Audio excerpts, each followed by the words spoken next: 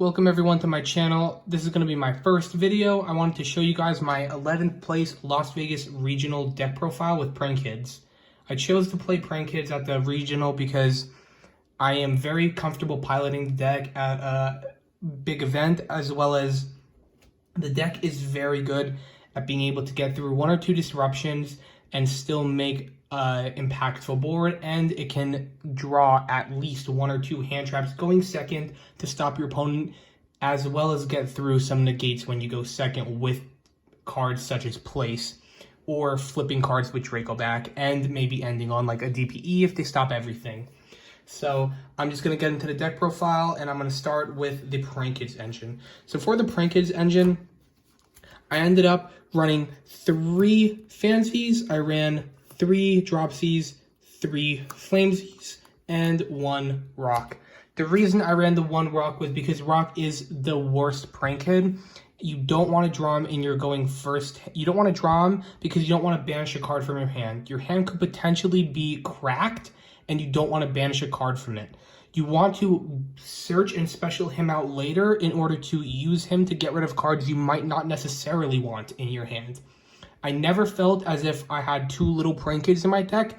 Sometimes I might have not even drawn a Prank Kid, but I still wouldn't change the ratios and up it to a second Rock.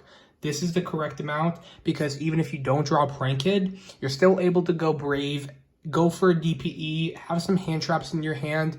It's still and have an impact on that game. You don't just lose because you don't have a Prank Kid. But I wouldn't want any more Prank Kids than this. So for the Prank Kid spells, I ran the 3 plays. These are 3 more Prank Kids, same logic. This is the correct ratio I like. I don't like running less. I liked having the 13 Prank Kids. This is an amazing card going second in order to chain block off Ashes, chain block off Negates. This deck is pretty good into DDD because the card that can steal your monster when you use a monster effect, you can kind of work around it with the place, and you could work around it with the your Kids Engrave. So this is a very good card. I ran 1 Pandemonium. The reason I ran the 1 Pandemonium is because when you're running the Brave engine and the DPE engine with all the hand traps, your deck isn't necessarily a Prank Kids fusion deck. I didn't even go into Watcher or Ride a single game during any of my rounds. The Pandemonium is just for the Rock, just for you to go into your Butler, and sometimes when you can't go into your Butler, you can go into your Watcher and stall. Having the 2 Pandemonium was not as effective as having the 1. When I used to run into 2, it felt a little bit too bricky to draw a Pandemonium and no kid, or to draw Pandemonium and have the 1 kid I summoned be negated. The odds of you drawing 2 kids on a Pandemonium is not as likely when you're running 2 Pandemoniums in this 43 card deck. And I run the 1 Pranks. This is a necessary card. It is broken. So now let's talk about the Brave engine. I ran 3 Enchantress with the Griffin, the 3 Right, 1 Foolish, 1 Fateful, and the 1 Draco back. So my ratio, I chose to run the 10 card Brave engine with the additional Foolish. The reason I chose to do this is because I wanted 7 cards that were impactful and broken going first or going second. It is the same logic as running the 1 Terraforming, the 3 Meltdowns, and the 3 Alistairs. You want to see it. Sometimes if you draw 2, it's unfortunate, but you want to see the 1 in order to have access to that engine. And unlike the Meltdown engine, sometimes if you draw right and you draw an Enchantress, it's not even that bad because you can summon your token. Enchantress can summon to your field because you have a token. Then when you link her off, you can banish her to then search another right for next turn. Or if you're going second, you can discard that free card you just searched for your Unicorn in order to flip cards back to the deck. And so it was a really insane engine. Even though it's not a budget engine, it is crazy. And if you're trying to play at a competitive level and have access to insane cards, I would recommend getting the Brave engine over Droplets any day. Droplets is too expensive for how it plays. I didn't run Droplets in my deck. I ran hand traps and I ran the Brave. The Brave was insane. The next thing is we're going to go over the Fusion Destiny package. It's not too much to talk about, but it is the most broken Predaplant abuser in the entire game. Predaplant should probably be banned off of how obnoxious this is. Being able to use 2 cards to go into a Fusion Destiny, toss a Fusion Destiny, in order to get you a body on board that's a constant disruption and recurable every single turn with a draw 2, as well as a special summon during your draw phase. Sometimes you could draw into a nib and special a nib from your hand. It's actually insane because in some simplified game states, you're not even going to use the nib. And it will allow you to draw. If you draw a nib, you special the nib, then you don't have to worry about the nib in your hand, and then you could Celestial draw 2. This is an absolutely broken engine. I chose this over Thunder Dragon Fusion because when you go second and you might not have gotten a lot of hand traps to stop them, you could get hand trapped and disrupted. All you need is 2 cards to go into a Predaplant. Sometimes when you go into that Predaplant, you won't have all 3 kids in the grave or banished in order to resolve a Thunder Dragon Fusion. But every single time you will be able to use the Fusion Destiny. So I think this package is broken and this is what you should be playing in Prank Kids.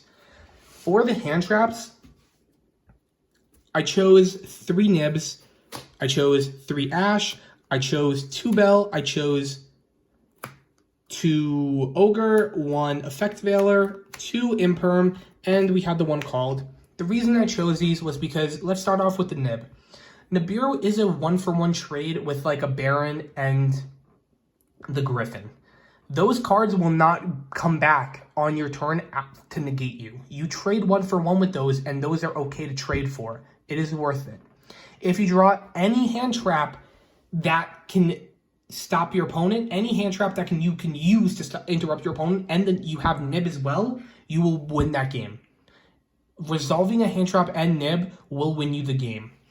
I chose these specific ratios for the other hand traps because I run cross out. We'll talk about cross out later when I get to my side deck. But Imperm is better than Effect Veiler, but I wanted the Effect Veiler for cross out. So I ran the 2 and the 1. I ran 2 Ogre because I wanted to actually run the 2 Bell. Bell, even though it's not as generic in this format as the other hand traps that we have here, Bell is still really crazy. You can use it to stop DPE, and even in matchups that might be a little more difficult, like backward matchups, it stops you. It adds 2 more ways in addition to your 3 Ash, so 5 in total to stop Sanguine. You can use it to stop Sky Striker from getting a card back from the grave. You could use this to stop DDDs from banishing and fusioning. You can use it to just do a variety of things. It's also an additional way to stop a Gamma. It's a crazy card. You can use it against Virtual World. Even though it is an impactful card, it isn't as generic as the other ones. So sometimes it might feel less impactful, but you run it in the main because I run it in the main because I wanted it, and the cards in my side were better to run in my side. Let's go over the extra deck. I ran 1 Meow, I ran 3 Doodle, 1 Bow, 1 Roar. And then I'll just put the other fusions here, and then I ran 1 of each fusion. The reason I ran these was because the 3 Doodles are not necessarily important to have all 3, but I wanted to be able to have access to all 3 for those grind games where sometimes I might use to and can't get to it. Having the extra one in my extra deck in order to choose not to recycle the Doodle and choose to recycle another Prank Kid or to put my Butler back was really helpful. And sometimes you might go access code, banish a Doodle in order to pop, but then you'll still have access to 2 Doodles for a combo in case you get Imperm to go into another Doodle. So it's pretty helpful to have the 3 just for those grind games.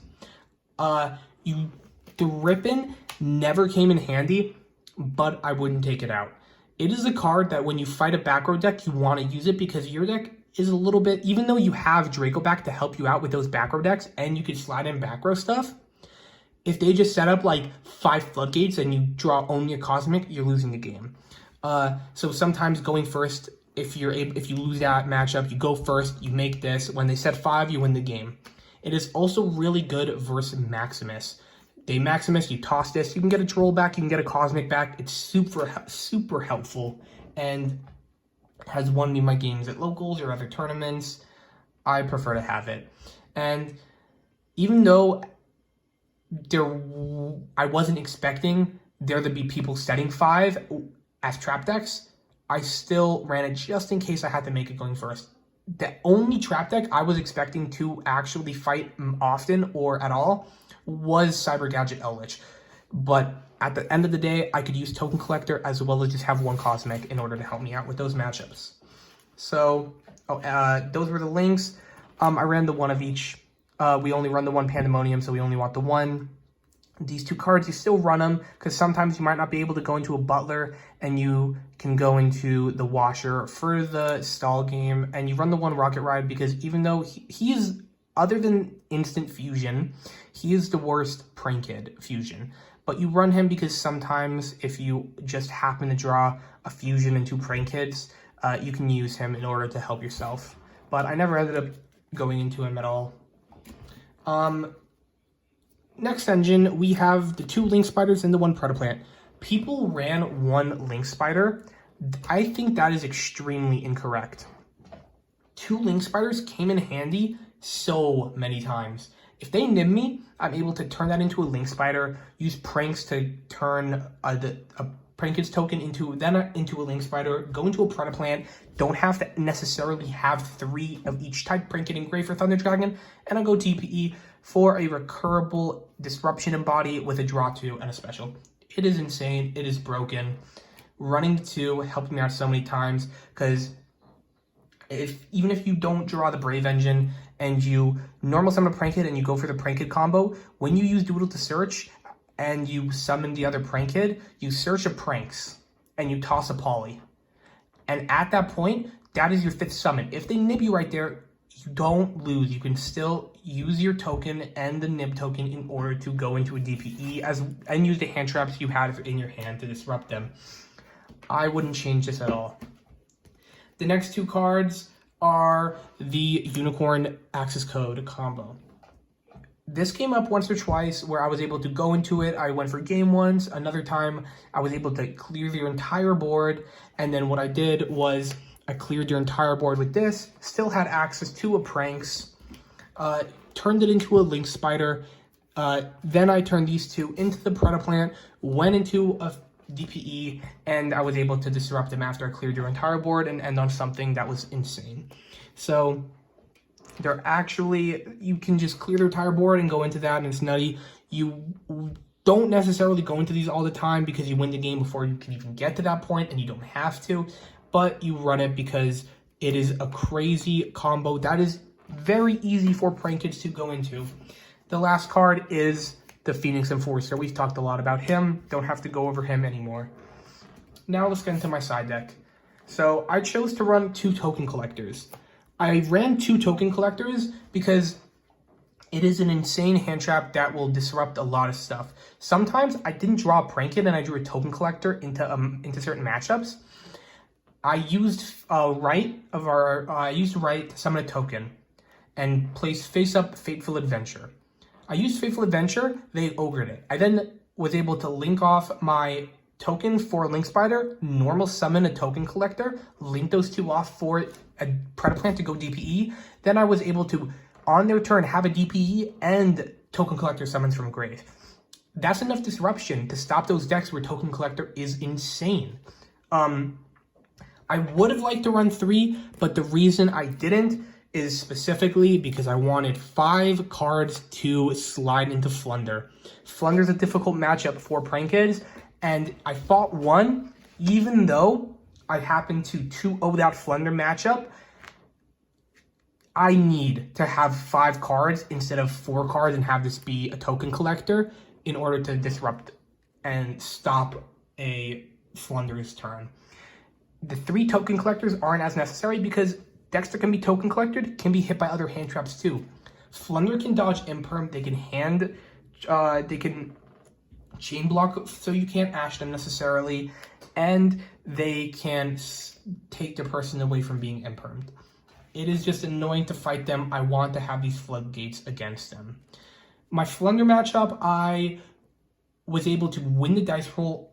Luckily, I went first. I set up a board he could not beat. He used Prosperity. I ashed it. He scooped. He thought he wasn't giving me any information, but odds are when we're at round 7 and you use Prosperity, you're Flunder. So I assumed he was a Flunder player. I slid accordingly. He went first and set up his board. I drew Back Row Hate, and I was able to take away his Dreaming Town, so end his map, so he wasn't I used a Feather Duster, so he wasn't able to use those against me.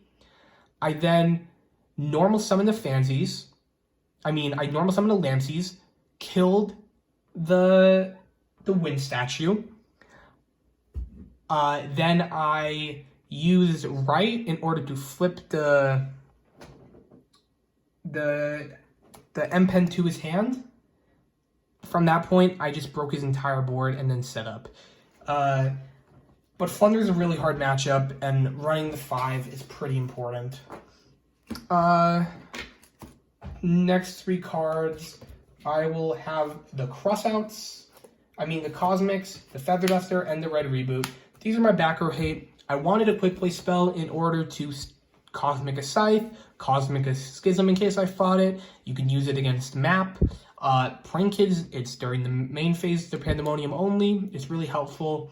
Red Reboot is the most broken card against traps, so I wanted it. And Feather Duster was really insane. I like those. Let's talk about Crossouts. This card is bonkers. I don't understand why people don't play this. It's insane. If you fight the mirror match, you win. You cross out Chainlink 3 and declare the Prank Kids that they use for Meow. When they go normal summon Kid, Link off Kid, Chainlink 1 Kid, Chainlink 2 to get the Draco back, you cross out the Kid they declared. You run so many hand traps that everyone else runs. You also can cross out Fusion Destiny if they use it from hand. You can cross out Right. You can cross out Enchantress, cross out Griffin. It is just so good. I don't know why people don't run this. It's an amazing card. If you don't have these, I would recommend picking them up. They're only $30 right now. They will definitely go up in this meta, considering everyone has Fusion Destiny, everyone has Brave. Then our next meta is everyone is going to be Albaz Super Poly. It is just a good card that you should get your hands on. So that is my deck profile. Thank you guys for watching. If you have any questions at all about maybe a matchup I had, questions with my deck, my card choices, why I didn't run certain things over others, you can drop it in the comments below. I'll watch it and I'll respond to you guys. So I appreciate all you guys and have a great day.